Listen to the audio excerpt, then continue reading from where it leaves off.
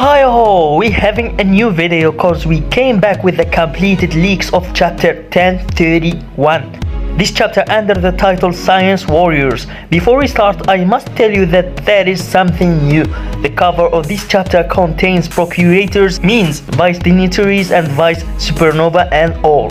And this cover confirmed it. It totally confirmed that the deputy won't take the title because he came in the first, or he came in the middle, or another one joined him. For sure, the shock that was in this chapter ended the arguing about Shiryu of the Rain, cause people were saying that Shiryu of the Rain was a deputy and others say that he wasn't. But this cover just confirmed that even though he's the last one joined, but he's considered a viceroy. Even the other characters, Ben Peckman, Katakuri, even the king, they were saying that Kaido hasn't a deputy.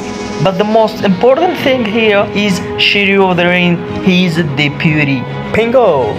Anyway, let's start the chapter. Kaido's followers can't believe that the Big Mom had an unusual attack.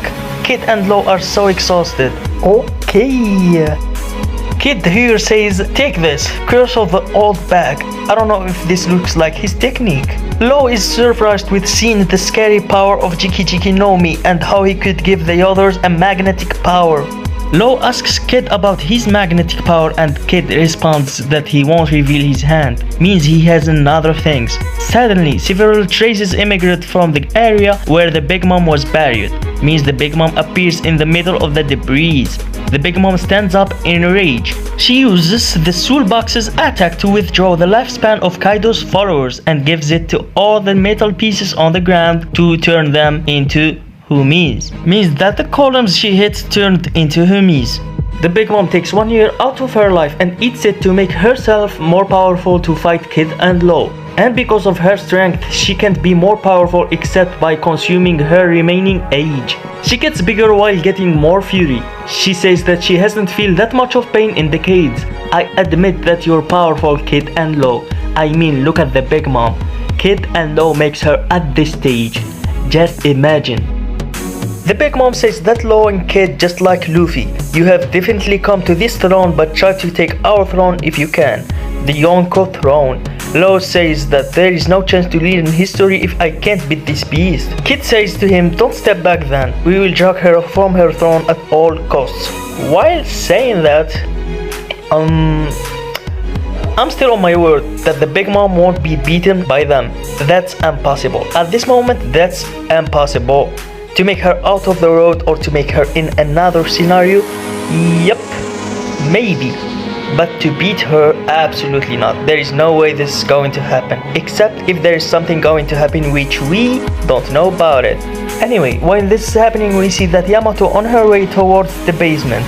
Cause the way she wants to go in is full of enemies. That's why it's much better to go downstairs through the cave room. The scene turns to a cave room. By the way, is it called the cave room or the rock room? Anyway, we see X-Drake and Appu. X-Drake attacks Appu. Oh my god.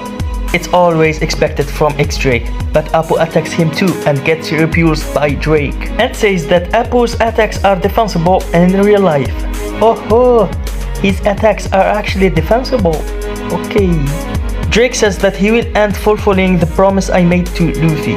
Oh guys, look. Drake became a man. What a wonderful speech. It's easy to know where your attacks are going. You need to make anyone listens to your attacks to activate them. But your line of sight runs to the side of the attacks. Yo, Drake is so dangerous, huh? Like, it's totally true. If you heard him, you will get attacked, but the thing is, his range of vision. Where is he looking at? As I understood here. Like, if you can notice where Appu is looking at, then you can know from where the attack is coming from, and simply you can repel it. Which means that Appu's attack aren't that indefensible. Just by concentrating, you can easily beat his assaults. Suddenly, Yamato enters the room, crashing the door and says, huh?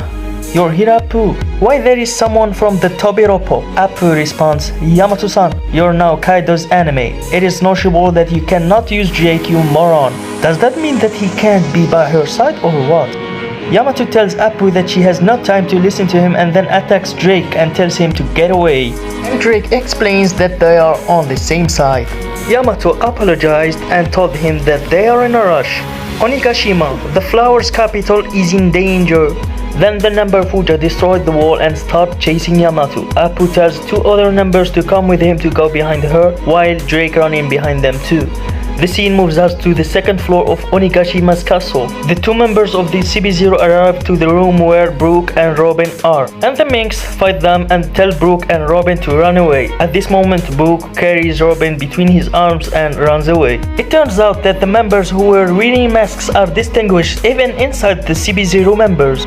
We see that the CB0 president saw Robin and Brooke, and he uses something like teleportation technique to chase them. The scene goes to Sanji, who ran to House of Special Pleasures of Black Maria.